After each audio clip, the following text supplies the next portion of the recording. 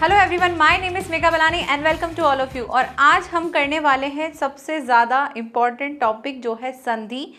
तो संधि को समझेंगे, सबसे पहले संधि का अर्थ समझेंगे कि संधि क्या होती है। इससे पहले वाला जो वीडियो है वहाँ पे मैंने आपको पूरा स्ट्रक्चर बताया था कि जब हम संधि पढ़ेंगे तो हमें कौन कौन सी चीज़ें काम में आने वाली हैं, वो सारी चीज़ें हमने पढ़ी थी, ताकि जब आप संधि देखोगे तो आपको कन्फ्यूज़न नहीं होगा कि ये वर्ड कहाँ से आया है। जैसे व्यंजन के बारे में हमने पढ़ा था कि अंतस्थ व्यंजन क्या होते हैं, फिर ऊष्म व्यंजन क्या होते हैं, नॉर्मल व्यंजन क्या होते हैं, स्वर कौन कौन से होते हैं, तो वो सब हमने सीख लिया था।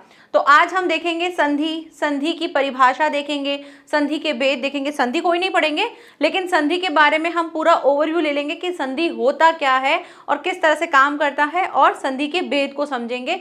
फिर नेक्स्ट क्लास में संधि को 1 बाय 1 समझते जाएंगे, क्योंकि रूल्स उसमें बहुत सारे होते हैं जिसकी वजह से हम कई बार गलतियां कर देते हैं। तो 1 बाय 1 उन सबको भी समझेंगे। तो स्टार्ट करते हैं। सबसे पहले देखो क्या लिखा हुआ है, संधि। ठीक है, तो सबसे पहले संधि का ही मतलब समझना है। तो देखो संधि क्या होती है। संधि, जिसको आप अगर नॉर्मल लैंग्वेज में हम बोले तो दोस्ती। जब भी हम किसी दो चीज़ों का मिलन करते हैं, जब हम किसी दो चीज़ों को जोड़ते हैं, उन्हीं को हम संधि कहते हैं। जैसे आपने सामाजिक ज्ञान में पढ़ा होगा कि ये संधि वो संधि। तो वो संधि वर्ड क्या होता है, जब उन दोनों के बीच में आपस में कुछ समझौते होते हैं, यानी कुछ ना कुछ कंडीशन रखी जाती हैं और संधि करवाई जाती है, यानी दो चीज़ों का मिलन करवाया जाता है, उसी को हम संधि कहते हैं। तो संधि का मतलब समझ में आ गया कि संधि क्या होती है। अब हिंदी में इसको समझेंगे कि हिंदी में इसका क्या काम है। तो आज की क्लास में हम क्या पढ़ेंगे, आज की क्लास में हम पढ़ने वाले हैं संधि की परिभाषा, कि संधि होती क्या है। दूसरा, संधि विच्छेद। संधि के साथ संधि विच्छेद करना भी हमें आना चाहिए। तो संधि विच्छेद होता क्या है उसको समझेंगे। संधि व संयोग में अंतर, संधि और संयोग, ये क्वेश्चन आपका लास्ट टाइम जो बोर्ड है वहां पर आया हुआ है। तो इसका भी मतलब समझेंगे कि संधि और संयोग क्या होता है, दोनों में क्या अंतर होता है, ये क्वेश्चन पूछा गया है, तो ये भी समझेंगे। संधि के भेद, संधि के कौन कौन से भेद है उनको देखेंगे। तो स्टार्ट करते हैं सबसे पहले संधि की परिभाषा। संधि का अर्थ मैंने बता दिया कि मिलन होता है। अब संधि की परिभाषा देखें तो क्या है, दो वर्णों यानी कि ध्वनियां। हमने बात की थी ना, जब हमने वर्ण समझा था, तो जब भी हम कुछ बोलते हैं तो हमारे मुंह से क्या निकलती है, एक ध्वनि निकलती है, और वो ध्वनि क्या होते हैं, हमारे वर्ण ही होते हैं। फिर वर्णों से मिलकर हमारे शब्द बनते, अक्षर बनते हैं, फिर अक्षर से हम शब्द बनाते हैं। तो जब मुंह से कोई चीज निकलती है, बात निकलती है, तो वो उसकी क्या होती है, ध्वनि होती है। यानी कि दो वर्णों या फिर उसे ध्वनि कहते हैं कि परस्पर मेल से उनमें होने वाले परिवर्तन या फिर विकार को संधि कहते हैं। मतलब जब आप कोई चीज, दो चीजों का मिलन करवा रहे हो और मिलन करने पर क्या हो, विकार उत्पन्न हो, यानी कि उनमें कुछ चेंज हो। जैसे कि हम सबने अगर थोड़ी बहुत संधि पढ़ी है 9th में, 8th में, या इससे पहले कभी पढ़ी होगी, तो हमको थोड़ी थोड़ी संधि तो पता ही है। जैसे हम बोलते हैं विद्यालय, ठीक है, विद्यालय, तो हम कैसे बनाते थे इसका संधि विच्छेद, हम कहते थे कि भाई ऐसे होता है इसका, तो विद्या जमा आलय, ठीक है, इस तरह से बनाते थे। तो क्या हुआ था, हमने क्या किया था, इन दोनों का जब हमने मिलन कराया, तो मिलन करने पे क्या हुआ, मिलन करने पे ये और ये, इन दोनों के बीच में क्या हुआ, मिलन हुआ, और मिलन होने पर हमने क्या करवाया, जैसे ही मिलन हुआ तो इनमें विकार उत्पन्न हुआ। विकार मीन्स कुछ परिवर्तन हुआ। परिवर्तन होने पे क्या बना, ये इस तरह से विद्यालय बना, ठीक है। तो कहने का मतलब है कि जब भी आप दो वर्णों के बीच में मिलन करवाओगे तो उसमें क्या उत्पन्न होगा, विकार उत्पन्न होगा, परिवर्तन होगा। अगर परिवर्तन होगा तभी वो संधि कहलाएगी, और अगर परिवर्तन नहीं होगा तो वो क्या कहलाएगा, उसको भी देखेंगे। तो पहली चीज यहां से एक शर्त निकल के आ गई कि जब भी आप संधि कहोगे तो संधि में क्या होगा, दो वर्णों के मिलन पर होती है, दो वर्ण होते ही होते हैं, और उनके साथ साथ क्या होगा, उनके साथ विकार उत्पन्न होगा, परिवर्तन होगा। नेक्स्ट यहाँ पे दूसरा पॉइंट क्या कहा है, संधि में ये जो मेल है, ये जो मिलन है, वो कैसे हो सकता है, कंडीशंस दी हैं, या तो स्वर स्वर होंगे, या स्वर और व्यंजन होंगे, या फिर व्यंजन और स्वर होंगे, या व्यंजन और व्यंजन हो सकते हैं, या फिर विसर्ग और स्वर के रूप में हो सकते हैं। इसको समझो कैसे, स्वर और स्वर। अब आप ये प्लस देख रहे होंगे, इसको समझते कैसे होगा। जैसे आपके पास दो शब्द हैं, ठीक है, इन दो के बीच में जब आप संधि कराओगे तो संधि कैसे होती है, संधि जो अंतिम वाला होता है उससे, मतलब प्रथम पद के अंतिम वर्ण से होती है, और दूसरे पद के पहले वर्ण से होती है। यहां इसको बोला जाता है पहला पद, और ये कौन सा होता है? दूसरा। ठीक है, तो यहां पर क्या होता है, जो पहले पद का जो अंतिम वर्ण होता है वहां और दूसरे पद के प्रथम वर्ण, इन दोनों के बीच में क्या होती है? संधि कराई जाती है। इन दोनों के बीच में मिलन होता है। जो चेंजेस होते हैं यहीं पर ही होते हैं और वो क्या बनाते हैं? एक विकार उत्पन्न करते हैं और उसी को हम संधि कहते हैं। अब यहाँ पे क्या हो सकता है? कंडीशन दी है या तो स्वर और स्वर होंगे। जैसे स्वर कौन कौन से देखे हमने? अब स्वर में सारे स्वर, छोटा बड़ा कुछ नहीं, सारे स्वर। अभी हम सिर्फ और सिर्फ किसको समझ रहे हैं? संधि को समझ रहे हैं। जब संधि के प्रकारों में जाएंगे तब वहां पर कंडीशंस बहुत अलग अलग टाइप की मतलब होंगी, तब हम उसको अलग से समझेंगे कि कौन सा छोटा कौन सा बड़ा। लेकिन अभी हमको क्या समझना है? अभी हमको सिर्फ माइंड में रखना है स्वर। और स्वर हमने कितने पढ़े थे टोटल? हमने अगर टोटल की बात करें, अगर कुल पूछा जाता है तो 13 होते हैं। अदरवाइज आपको कितने याद रखने हैं? 11 स्वर होते हैं। 2 अ और अह क्या, अंग और अह क्या होते हैं? हमारे अयोगवाह होते हैं। तो कौन कौन से हो गए? अ, आ, ई और बाकी क्या आपको पता ही है। अब आपको देखना है जब भी क्या कहेंगे, या तो स्वर और स्वर होगा। जैसे हमने विद्यालय में देखा था कि यहाँ पे क्या है? स्वर, और यहाँ भी क्या है? स्वर। और स्वर दोनों मिलकर क्या बनाएंगे? कोई स्वर में परिवर्तित करेंगे। ये रूल्स हैं, फिर हम देखेंगे। लेकिन अभी हमको ये समझना है कि स्वर व्यंजन ये क्या है। दूसरी कंडीशन क्या कही है? स्वर और व्यंजन, यानी यहाँ पर क्या होगा? कोई स्वर होगा और इस जगह पर क्या होगा? व्यंजन होगा। तब भी हम क्या करते हैं? संधि होगी। अब अगर व्यंजन आ गया तो इसका मतलब क्या है? व्यंजन है तो व्यंजन संधि वाली होगी बात। अगर सिर्फ और स्वर की बात होगी तब स्वर की चीज चलेगी, लेकिन व्यंजन आ गया तो व्यंजन। दूसरा है या तो व्यंजन या फिर स्वर, ऐसा भी हो सकता है यहां पर व्यंजन आ जाए और यहां पर स्वर आ जाए, ये भी हो सकता है। व्यंजन यहां भी व्यंजन हो सकता है, यहां भी व्यंजन हो सकता है। नेक्स्ट आता है विसर्ग और स्वर। यहां पर विसर्ग आ सकता है, यहां पर कोई भी स्वर आ सकता है। तो संधि इन सभी तरीकों से चेंज होती है और परिवर्तित होकर संधि अपने अलग अलग रूप में बन सकती है। तो स्वर हो सकते हैं, स्वर व्यंजन हो सकते हैं, व्यंजन स्वर हो सकता है, विसर्ग स्वर हो सकता है, व्यंजन हो सकता है, कुछ भी हो सकता है। तो इसको हम क्या कहते हैं? संधि कहते हैं। तो संधि की परिभाषा अगर आप अच्छे से समझ लो, या अगर आपसे पूछा जाए कि संधि की परिभाषा क्या है, तो दो वर्णों या फिर दो वर्णों या ब्रैकेट में डाल सकते हो ध्वनि के मेल से जब क्या उत्पन्न होता है? विकार उत्पन्न होता है, यानी परिवर्तन होगा तो ही वो संधि कहलाती है, अदरवाइज वो संधि नहीं होती है। ठीक है, नेक्स्ट आगे बढ़ते हैं। नेक्स्ट है संधि विच्छेद। अब संधि विच्छेद क्या होता है? विच्छेद शब्द से समझ में आ गया कि विच्छेद मतलब जब हम किसी चीज को अलग करते हैं। अलग किस सेंस में? जब कोई संधि पद होता है, जब संधि किया हुआ कोई शब्द होता है, जब आप उसको विच्छेद करते हो, जब आप उसको अलग करते हो, उसको संधि विच्छेद कहते हैं।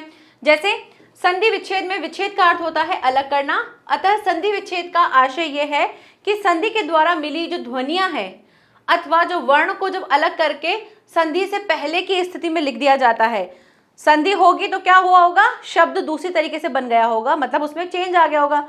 अब हमने क्या किया? 2 शब्द थे, 2 शब्दों को जोड़ रखा था, उसको जब हम अलग करेंगे तो वो दोनों ही शब्द क्या होंगे? सार्थक शब्द होंगे। सार्थक शब्द कौन से शब्द होते हैं?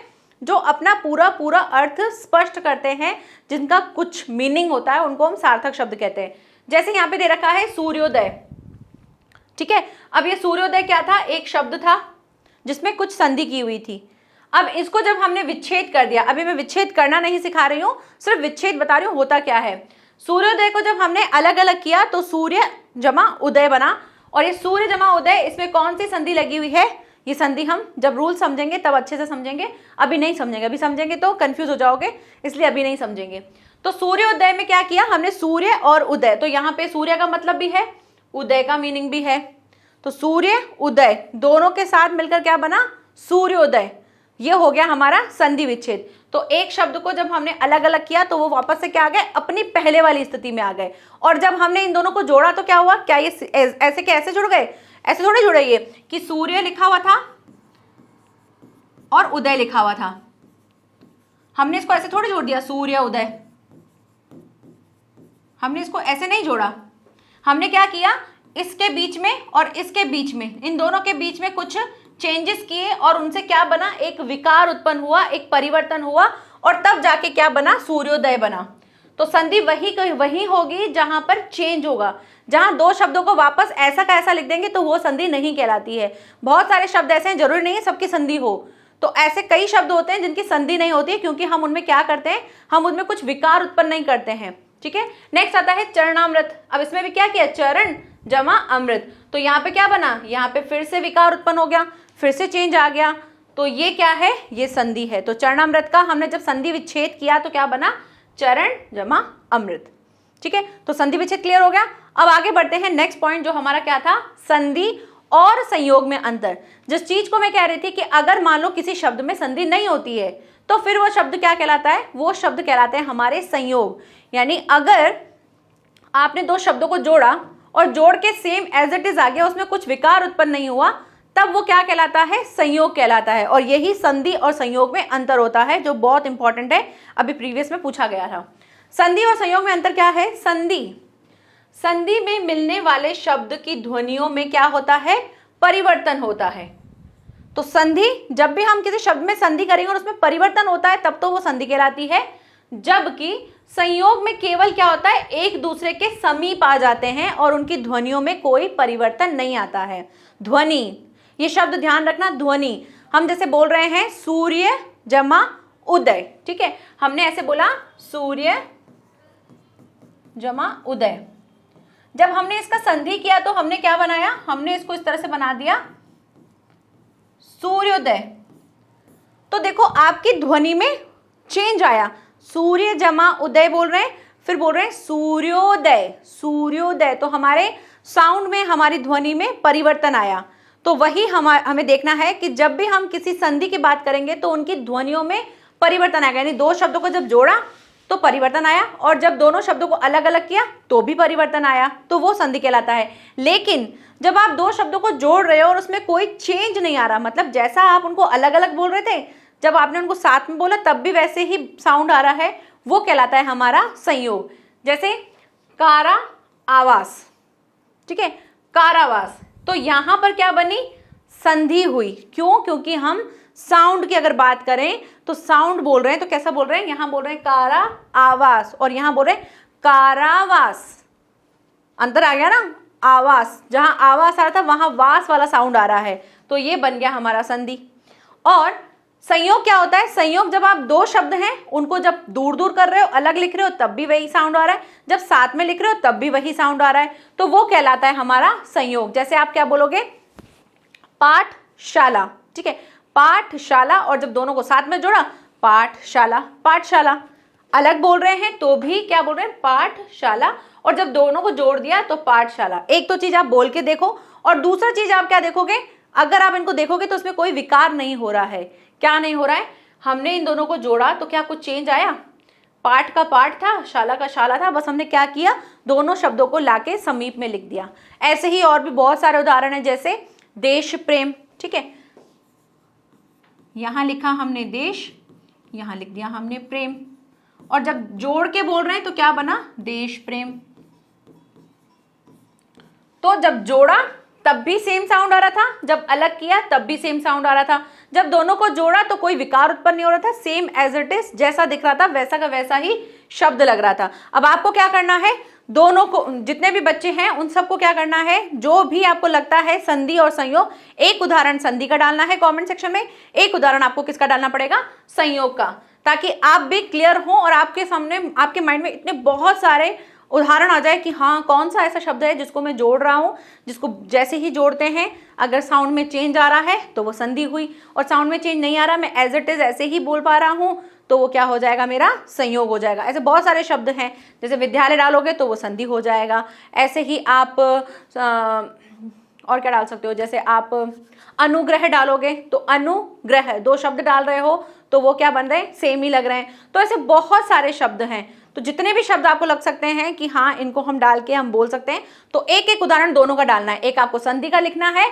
और एक आपको संयोग का लिखना है। क्लियर। अब आगे बढ़ते हैं, नेक्स्ट आता है संधि और संयोग के बाद संधि के भेद, जो हम वर्ण विचार से ही डिस्कस करते हुए आ रहे हैं कि संधि के भेद कौन कौन से हैं। तो संधि के भेद हमारे वर्ण से ही मिलकर बने हैं, जिसमें क्या क्या है, संधि जो है वो दो वर्णों के परस्पर मेल से बनती है, और इसी के आधार पर क्या किया गया है, तीन भागों में उसको बांटा गया है। कौन कौन से, पहला है स्वर, दूसरा है व्यंजन और तीसरा है विसर्ग। ठीक है, स्वर, व्यंजन और विसर्ग। स्वर के भी फिर क्या किए गए हैं, पार्ट्स किए गए हैं। ऐसे ही विसर्ग के पार्ट्स ना करके उनके रूल्स बनाए गए, उनके नियम बनाए गए हैं, उसके आधार पर होते हैं। और तीसरा है, सेकंड है आपका व्यंजन संधि। जो व्यंजन संधि क्या होती है, जिसमें व्यंजन से रिलेटेड सारी चीजें होंगी।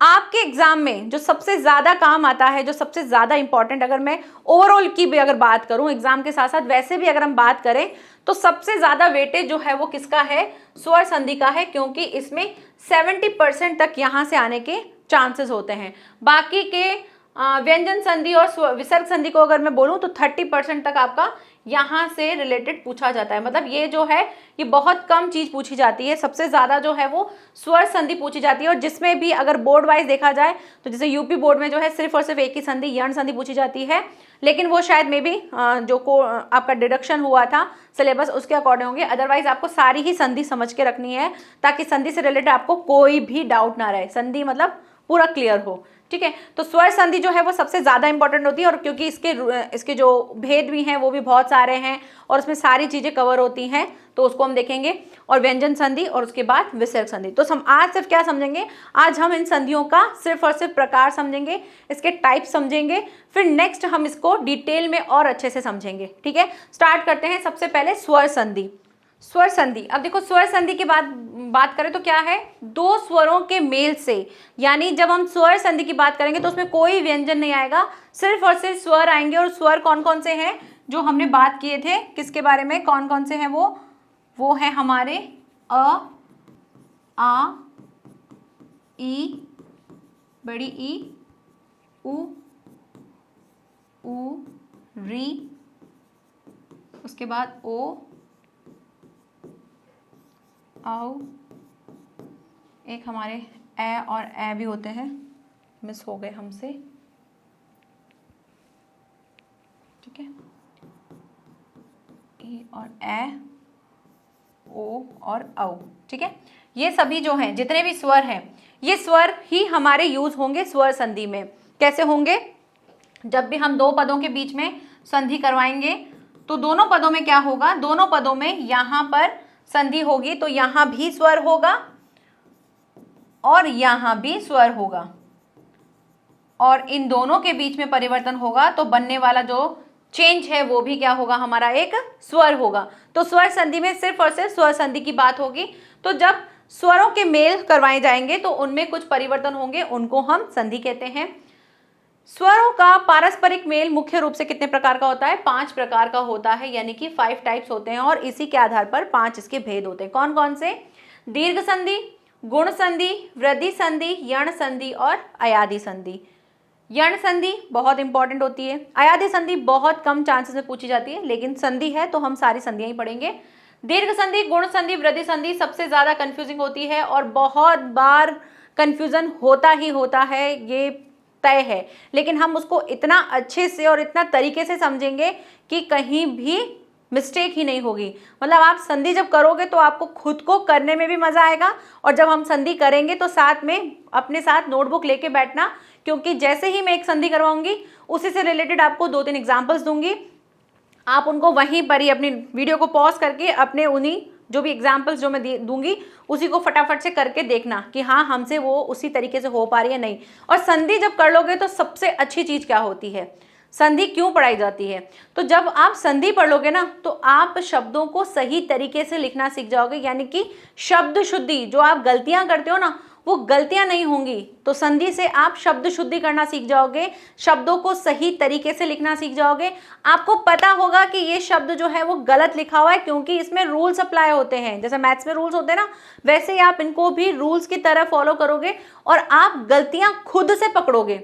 हम कैसे कैसे वर्ड्स जो है वो बहुत मतलब गलतियां करते हैं, जैसे हम परीक्षा जो है उनको कई बार गलत लिखते हैं, राजनीतिक, ठीक है, उनको हम कई बार गलत लिख देते हैं, लेकिन यहाँ पर हम वो जितनी भी चीजें हैं उनको बहुत सही तरीके से सीखेंगे, और वो आप संधि से खुद ही करोगे और खुद से चेक करो और बोलोगे हाँ ये इस तरीके से होगा, और ये क्यों होगा वो भी आप जस्टिफाई खुद को कर पाओगे। तो संधि बहुत काम की चीज है, इसलिए हम संधि को पढ़ रहे हैं। तो दीर्घ संधि, दीर्घ नाम से ही क्या है, दीर्घ यानी बड़ी, तो यहां पर क्या काम आएगा, यहां पे सब कुछ बड़ा बड़ा काम आएगा। बड़ा बड़ा यानी कि आ, बड़ी ई और बड़ा ऊ, ठीक है, तो ये ही काम आएगा इसमें, सिर्फ ये जो यहाँ तक की बात है ये ही काम आएगी। तो दीर्घ संधि ये होता है। गुण संधि, जब गुणों के बारे में बात करेंगे जहां पर आपको ये और ये काम आने वाला है, यानी इसकी मात्राएं लगेंगी। वृद्धि संधि, जहां पर वृद्धि होती है, वृद्धि मतलब बढ़ावा होता है, तो वृद्धि संधि के लिए हम ये और ये काम आएगा। सारे काम स्वरी आएंगे, लेकिन किस तरह से कौन सा आएगा वो हम बाद में देखेंगे।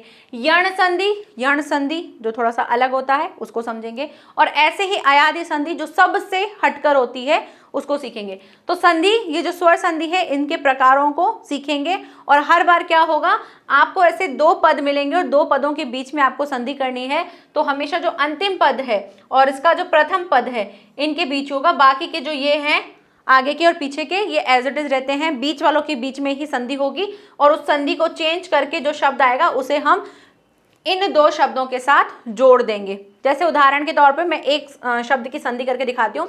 जैसे हमने बात की, अगर हम लिखते हैं देवालय, ठीक है, अब इसी को जब आप विच्छेद करोगे तो विच्छेद करने के लिए आपको ये थोड़ा थोड़ा पता होना चाहिए। कैसे पता करोगे, पहचान करना भी सिखाऊंगी मैं संधि में कि किस तरह से पहचान करते हैं। तो यहाँ पर जहां पर वृद्धि हो रही है मात्रा की, तो जितने भी स्वर होते हैं वो क्या फॉलो करते हैं, कोई ना कोई मात्रा फॉलो करते हैं। तो यहाँ पर जब वृद्धि हो रही है, किसकी मात्रा की वृद्धि हो रही है, और वो कौन सी वाली हो रही है, आ की मात्रा की, तो कैसे बनेगा ये देव आलय, हो गया देवालय। तो संधि किसके बीच में हुई, यहाँ और यहाँ, इन दोनों के बीच में हुई। तो यहाँ पे व और इसमें कौन सा स्वर था, आ, तो व और आ मिलकर क्या बन गया, वा। तो यहाँ से ये और ये कैंसिल हो गए, और कैंसिल होकर इनका नया शब्द क्या बन गया, वा, और ये रहा लय, ये रहा दे। तो दे लिखेंगे, फिर जो आपकी संधि में विकार उत्पन्न हुआ है उसको लिखेंगे, उसके बाद आप जो लिखा हुआ है बाकी का पीछे का बचा हुआ वो लिखेंगे। ऐसे बहुत ढेर सारे हम उदाहरण करने वाले हैं, ठीक है। तो स्वर संधि को 1 बाय 1 हम अच्छे से समझेंगे। नेक्स्ट आता है आपका व्यंजन संधि। तो व्यंजन में जहां पर व्यंजन की बात होगी, तो व्यंजन और व्यंजन, यानी जब व्यंजन और व्यंजन के बीच में बात होगी तब व्यंजन संधि की बात करेंगे। जब कभी ऐसा भी हो सकता है स्वर आ सकता है और व्यंजन आ सकता है, और इन दोनों के बीच में परिवर्तन हो सकता है, या फिर व्यंजन और स्वर हो सकता है आपका पहला पद। अब इस चीज को कैसे समझोगे, कंफ्यूज मत होना कि किस तरह से होगा। देखो, जब 2 पद की बात करेंगे तो इस तरह से होंगे कोई 2 पद। तो यहां पर या तो व्यंजन हो सकता है और इधर भी व्यंजन हो सकता है, या यहां पे स्वर हो सकता है, यहाँ व्यंजन हो सकता है, यहाँ व्यंजन हो सकता है, यहाँ स्वर हो सकता है, कुछ भी हो सकता है। तो बस एक कंडीशन होगी कि व्यंजन साथ में आएगा, चाहे पहले वाले पद में आए चाहे बाद वाले पद में आए, लेकिन व्यंजन होगा, ठीक है। तो इस तरह से ये क्या हो गई, हमारी व्यंजन संधि होगी। तो इनमें क्या होता है, परिवर्तन होता है, उसी को हम क्या कहते हैं, व्यंजन संधि कहते हैं।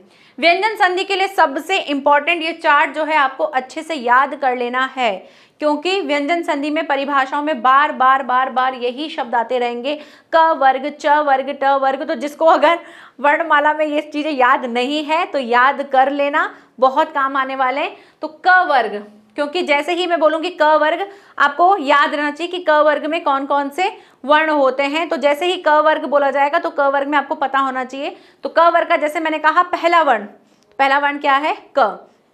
क वर्ग का तीसरा वर्ण, तो क वर्ग का तीसरा वर्ण आपको खुद को सोचना है, क ख ग, ग कौन सा, गमले वाला, तो ग आ जाएगा। फिर ऐसे ही बोला जाता है ट वर्ग का तीसरा वर्ण, तो ट ठ ड।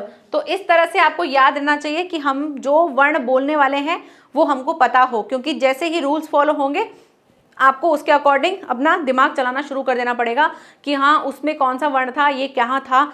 वहाँ पर ऐसे डिटेल में नहीं आएगा कि बार बार बोला जाएगा, वहाँ पे आपको खुद को अपना दिमाग यूज करना पड़ेगा। तो जैसे क्या दे रखा है, क वर्ग, च वर्ग, ट वर्ग, त वर्ग, प वर्ग, ये सभी क्या होते हैं, ये सभी होते हैं हमारे क्या होते हैं, वर्ग होते हैं, और इसके अकॉर्डिंग हमारे व्यंजन चेंज होते हैं, इनको हम व्यंजन कहते हैं। इन्हीं के लास्ट में क्या है, ये 5 जो चीजें हैं इनको हम पंचमाक्षर कहते हैं, ये भी चेंज होते हैं। तो वहां पर एक शब्द यूज होगा पंचमाक्षर। तो पंचमाक्षर में आपको पता होना चाहिए ये पंचमाक्षर ये वाली चीजें हैं।